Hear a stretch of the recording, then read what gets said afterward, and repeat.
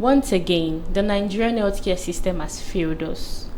On 31st of January 2026, Nigerians woke up to the heartbreaking news of the passing of Ifunanya Nwangene, known to some Nigerians as Nanyah, who was just 26 years old. And according to friends and those close to her, Nanyah was bitten by a snake, precisely a cobra, while she was asleep in her home at Lugbe, Abuja. And in that state, she called a friend for help and she went to a private hospital first. Now, when she got to that hospital, there was no anti-venom, which is very wrong. So she was referred to FMC Jabi.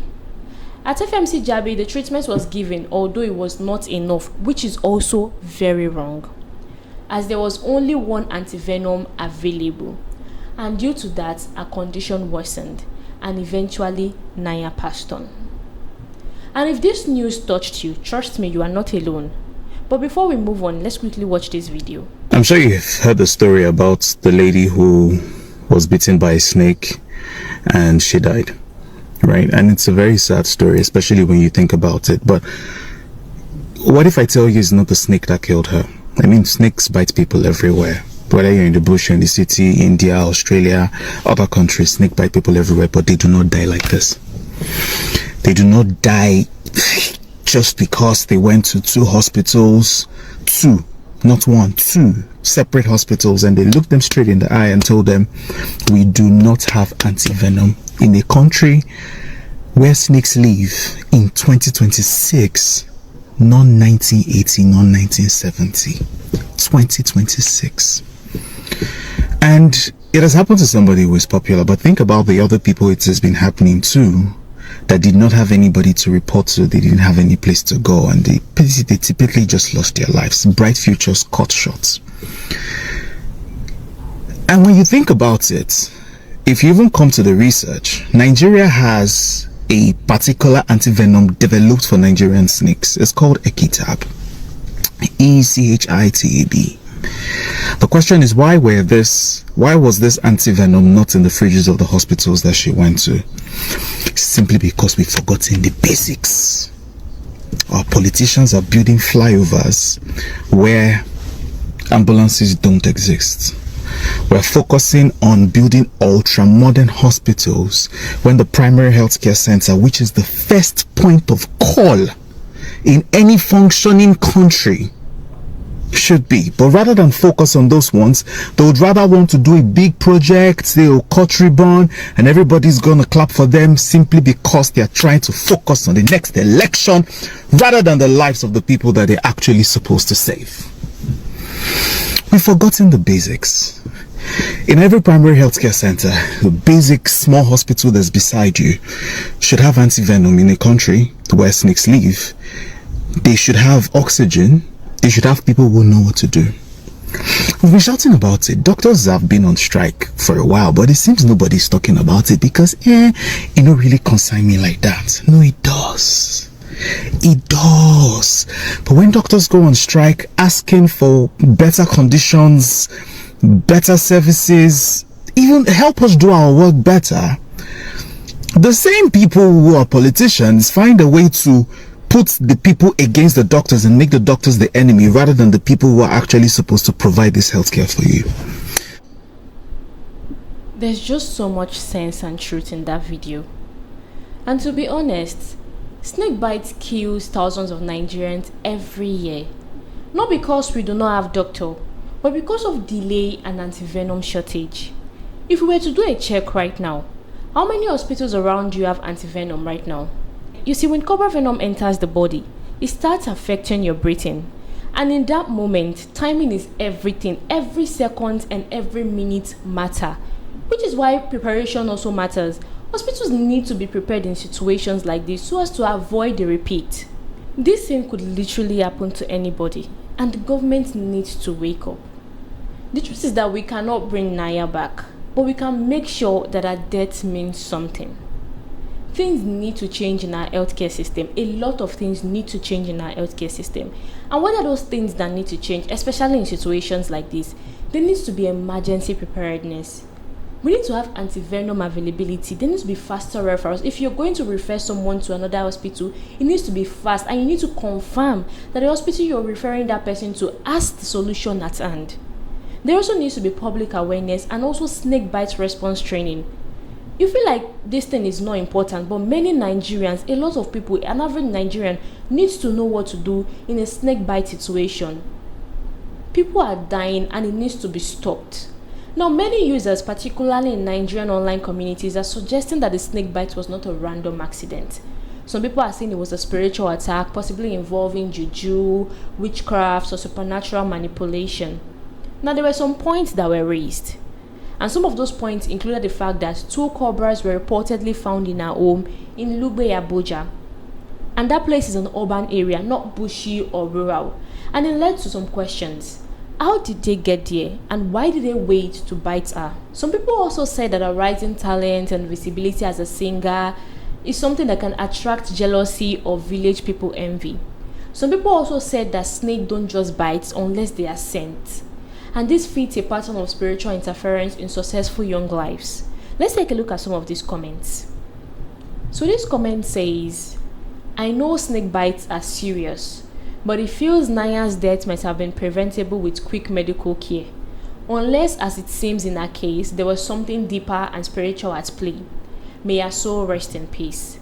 Life keeps reminding me that there's more happening beyond what we see.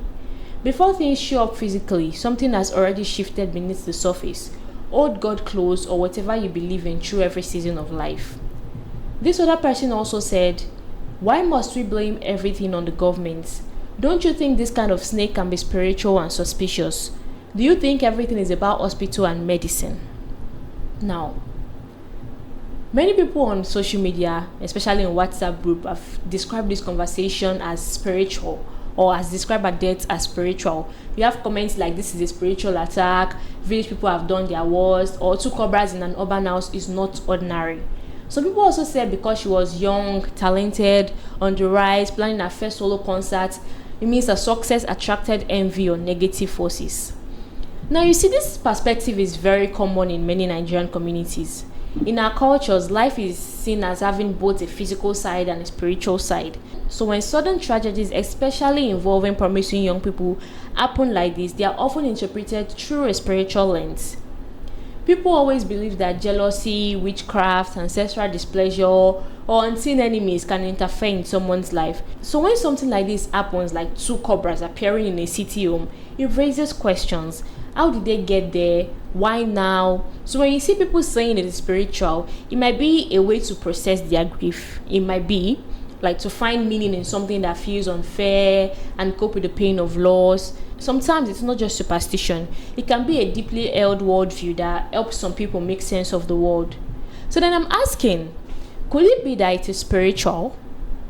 Because some people are saying yes, the spiritual dimension is real and central to how they understand life. And then for others, the focus is on the physical and preventable factor, like the snake bite itself and the gaps in healthcare. While some people believe that it can both be spiritual and physical together. Well, whatever your view is, the key is to honor Nanyah's memory by pushing for change, demanding better hospitals, more anti-venom availability, and improved emergency care so that no one else loses a loved one this way. For you that is watching this video, what are your thoughts? Do you see this as primarily spiritual or as a healthcare failure, or you see it as a combination? Could it be that it was sent to Nanyah, or could it be the fault of the hospital for not having anti-venom in their possession? Let us know in the comment section. And as we move on, we move to another pressing issue in the society. Now, I know a lot of you might have probably seen that video going around since last night, the one showing armed men on the motorcycles attacking an airbase, destroying planes, and it's been shared with captions like terrorists attacked Nigerian Air Force base yesterday. You see, people are worried and are sharing it everywhere, and honestly it's beginning to cause a lot of concern. But let me say this right up front, that story is not true.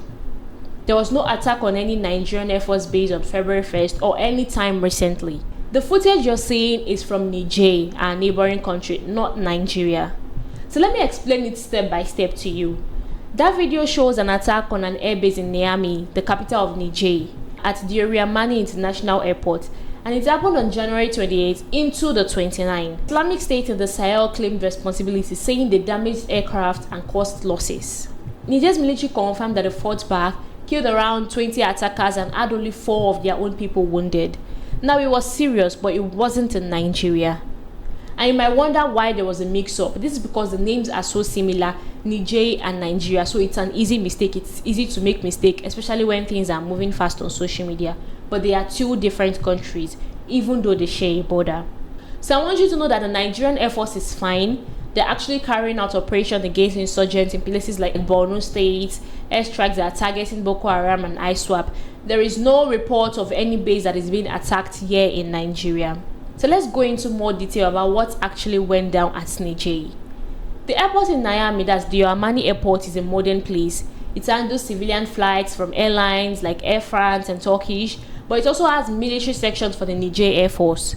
And on that night in late January, the militants came in with motorcycles, heavy weapons, and reportedly some drones. They attacked, caused damage to planes and infrastructures. So this group posted videos just showing the chaos. Now, Niger's leaders are pointing fingers at some foreign involvement, but those claims have been denied. So the key point for us is that this is happening in Niger, not here in Nigeria. And our military bases here in Nigeria look different. Our uniforms are different. So the context is different. There is no overlap with what happened yesterday in Nigeria because nothing like that happened yesterday in Nigeria. Now let's talk about why this happened so often. Why do Nigerians always get into this kind of mix-up? So in our regions, we have real security challenges. We have the Boko Haram, we have bandits, we have groups that are crossing borders. So when we see something dramatic like this, our mind goes straight to, is this near us? And especially in social media where videos spread in seconds, it's easy to get lost in the details. And we've seen it before, old footages from other countries, they get recycled and labeled as Nigerian events. Or you see people mix up Niger and Nigeria because the name sounds alike.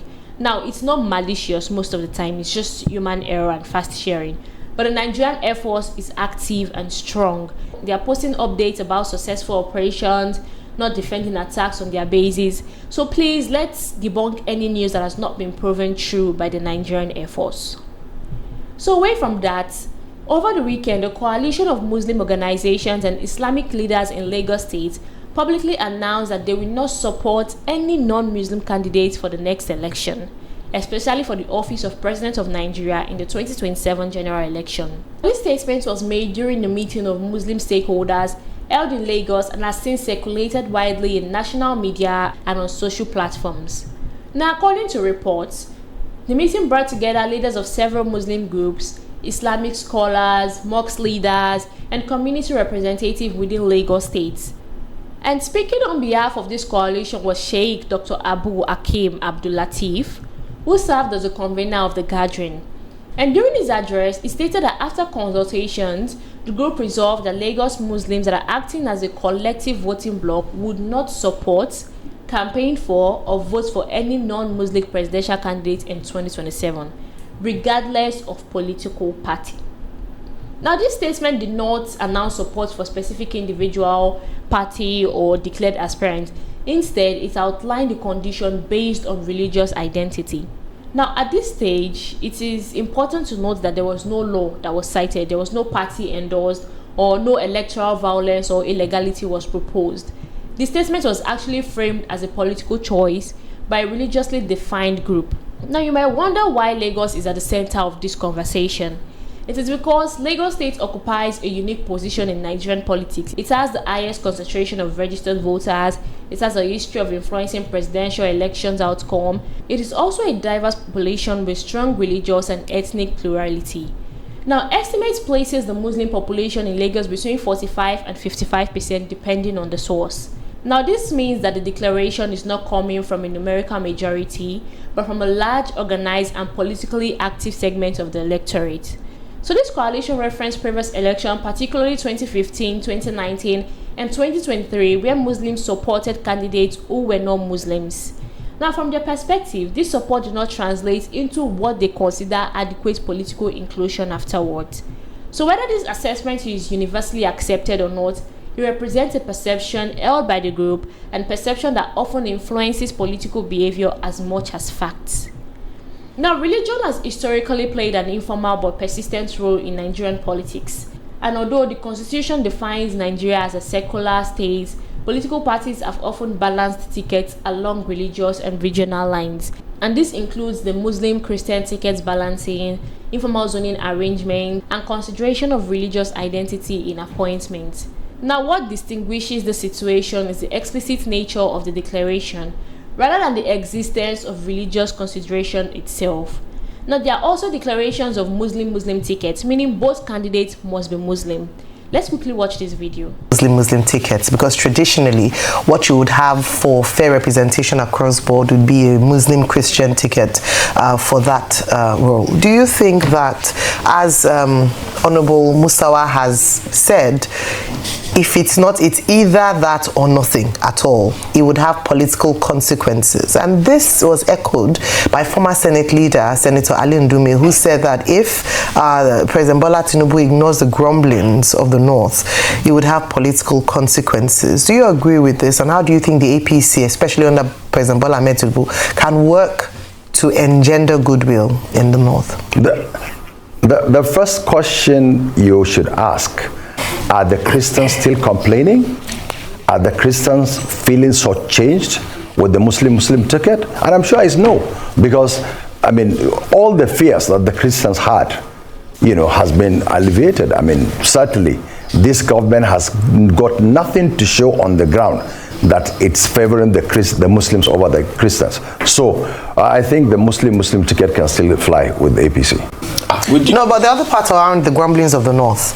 Looking at this video, political parties are likely to interpret this declaration pragmatically. Now, there might be possible responses. They might include adjusting zoning strategies, promoting Muslim aspirants more visibly, reassessing campaign strategies in Lagos and the Southwest. However, this doesn't guarantee that the parties will comply, but it introduces a new variable into the political calculations. Now, in this situation, it could lead to increased identity-based campaigning, meaning that people that campaign might want to let you know, oh, I'm Muslim, I'm Muslim, I'm Muslim.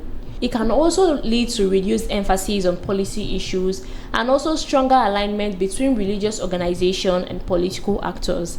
While at the same time, Nigeria has experienced similar dynamics along ethnic and regional lines in the past. And with these, there are possibilities that religious-based voting may deepen divisions and it might risk marginalizing minority groups. It might also make leadership competence become secondary to identity. With this video and this declaration, there are updates that we need to monitor, like an official response from political parties, reactions from Christian and interfaith groups, and also how candidates will frame their campaigns coming 2027. Now, these factors will shape the political environment for the next election, and as Nigeria approaches another election cycles, discussion around identity, representation, and governance are more likely to intensify. And that is that about that story. Now, if you've been following the Middle East drama, you know things have been eating up big time. But today's big headline: Iran's president Masoud Pezeshkian just ordered his team to start nuclear talks with the United States. Of course, you heard that right. After all the threats, military ships moving in, warning of regional war, now we're talking about diplomacy. So reports came out this morning from Iranian media, which is pretty official, and they're quoting the government source saying Pezeshkian straight up ordered the opening of talks. Focused only on the nuclear file, there's been no date or place yet, but it is happening. And I want you to get this. Trump is out there saying he is hopeful for a deal, coming from a guy who pulled out of the old JCPOA deal in 2018. Let's play a quick clip of what Trump said recently aboard Air Force One. Say on where your thinking is right now with Iran, if you have made a final decision on what you want to do. I mean, I certainly can't tell you that, but we do have very big, powerful ships heading in that direction. I hope they negotiate something that's acceptable. If you could make a negotiated deal that would be satisfactory with no nuclear weapons, they should do that, but I don't know that they will, but they are talking to us, seriously talking to us. But we have to be real though. Some Iranian outlets like Tasnim started walking it back a bit, saying details are not finalized. So is this full steam ahead, or is this just testing the waters? Let's dig into the backstory a bit. Back in 2015, Obama and others got this big deal, that's the JCPOA, where Iran limited its nuclear store for sanction reliefs. Now, Trump pulled out in 2018, calling it the worst deal ever. So Iran started enriching more uranium, and fast forward to protests in Iran, crackdowns, regional stuff with proxies, and now even after some recent escalation, everyone is on edge. Khamenei, the supreme leader, literally warned that any US attack could start a regional war. But Pezeshkian is more of a reformist vibe. He wants to ease economic pain at home. So maybe this is Iran saying we'll talk, but fairly. So So now, what is on this table? Reports say US wants more than just nuclear limits, ballistic missiles, support for groups like Hezbollah and Houthis, and Iran is strictly saying nuclear. However, Arachi sounded optimistic in interviews, saying fair and equitable deal is possible despite lost trust. Now, analysts are calling it classic Trump. That's the big military show, then let's make a deal. You see, Perception needs deal from sanctions and economic hurting, especially people that are protesting. And there is still buzzing about this Iran-US breakthrough or potential breakthrough. And if it works, it means the sanction is lifted, oil prices drop, the Middle East is going to chill. But if it fails, there's risk of escalation. And both sides are signaling diplomacy over bombs right now. But you see, the trust is low and the demand is high. So could this be historic or could it be a fizzle fast? We'll keep watching. Now, as we wrap up, let me share with you something that you might not know. You know, what we do at Waywayves here is to learn. So here's the thing for you to learn. Now, around the world, we have 6 countries that maintain connectivity without having airports to land. Yes, countries that don't have airports, a single airport to land. They rely on road, rail, or sea transport. And despite the rise of global air travel and the growing demand for faster connections, these nations have adapted to local conditions such as geography, terrain, and size. Now, you see, these travelers typically enter this country through neighboring nations or coastal points, and the absence of airports has not prevented access or mobility, showing that air travel is not essential for national connections. Now, their continued operation without commercial runway highlights how transport infrastructure can be shaped by practical solutions and alternative modes of travel.